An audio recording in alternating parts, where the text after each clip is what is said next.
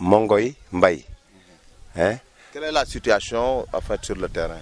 La situation actuelle sur la rivière du Kassak, parce que cette rivière s'appelle le Kassak. Mais depuis des années, on a remarqué une dégradation totale de l'eau même. L'eau est pourrie. Parce qu'il y a des arbres qui ont poussé dans l'eau, c'est des plantes aquatiques, hein, qu'on appelle souvent nyanch. Nyanch, c'est des plantes aquatiques.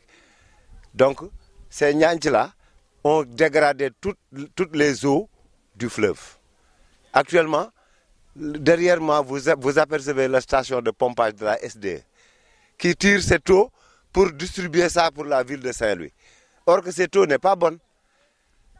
Il y a des cas de bilharziose, il y a des maladies diarrhéiques, il y a pas mal d'autres maladies, hein, de peau qui sont là et qui ont attaqué tous les habitants du quartier de Dakar-Bango. Parce que les jeunes qui se lavent souvent dans le fleuve ou qui utilisent l'eau du fleuve vont prendre les bactéries, les virus, les microbes qui sont dans le fleuve.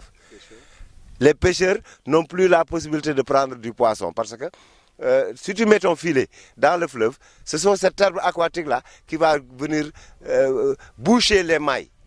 Et que tu n'auras pas de poisson, mais seulement des plantes aquatiques. On a remarqué même que les poissons qui sont dans le fleuve sont en train de pourrir or qu'ils vivent. Un poisson qui vit et qui est pourri à moitié. Donc ça, c'est un problème.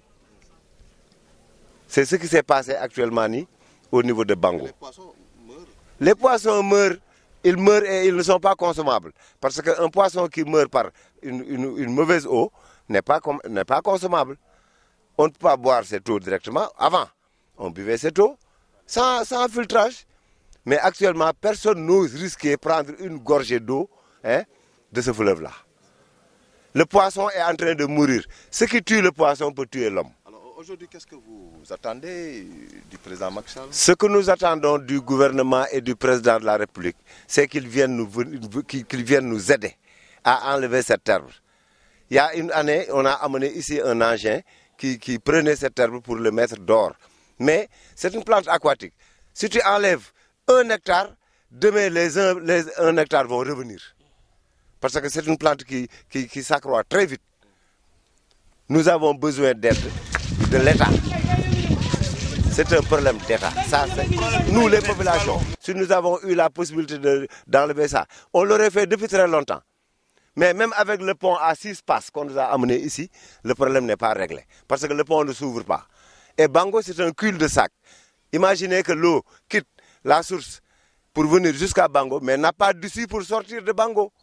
Donc le pont là, installé ici... Le pont installé ici ne nous sert pratiquement à rien. Donc ça, c'est un problème qu'il faut savoir. On avait un pont de 3 passes. On l'a enlevé, on nous a mis un pont de 6 passes. Normalement, ce phénomène-là ne devait plus exister. Le président de la République en personne est venu à Bango. Il est venu jusqu'au fleuve. On lui a expliqué le problème. Il avait dit qu'il a pris bonne note. Mais jusqu'à présent, ils ont changé le pont, mais le phénomène reste.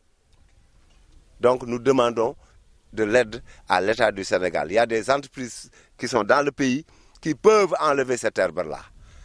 Mais il faut qu'ils les engagent à ça. Nous n'avons pas la force ni les moyens financiers pour payer ces entreprises-là pour qu'ils nous enlèvent ça. Omar Diédhiou de Dakar Bango.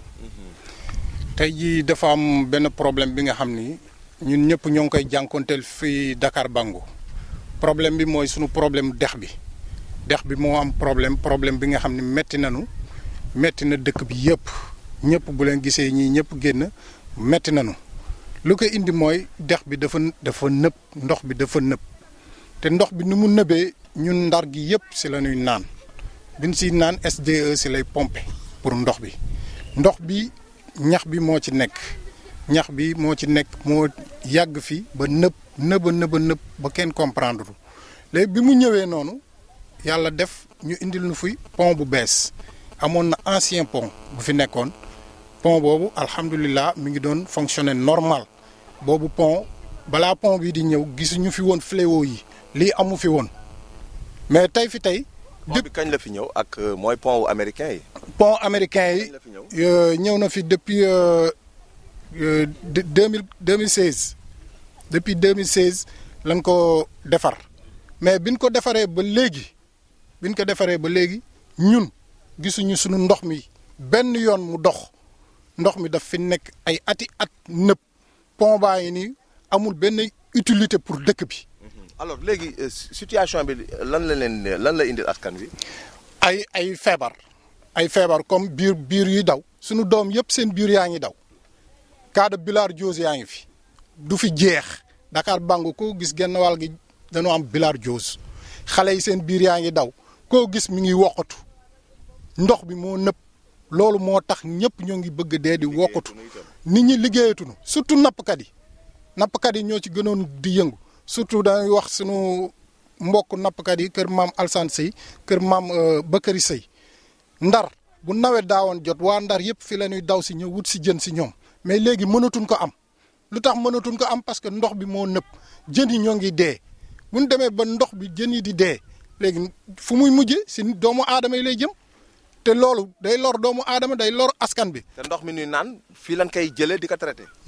ndoxu ndar laa la wax ndar yëpp si fii la ñuy tànqee ndox SDE fii la koy jëlee yóbbu ko xor pour ndar mën ko naan ndox mi dafa nëpp ay année ay ati at mënuñu ko ubbi mi ngi xeeñ xunn buñ ko ubbee benn fan doo taxaw ci pont bi metti nanu ñoo ngi woo autorité yëpp ñu ñëw jàpp ñu surtout président de la république maître Macky Sall ñoo ngi koy di ko wax ni ko daaw waxoon nan ko ren ñoo ngi si ñëwaat nan nu jàppale ci ndox mi sonal nanu trop ngir yàlla ak war a suul mu ñëw jàppale ñu ci ndox mi jërëjëf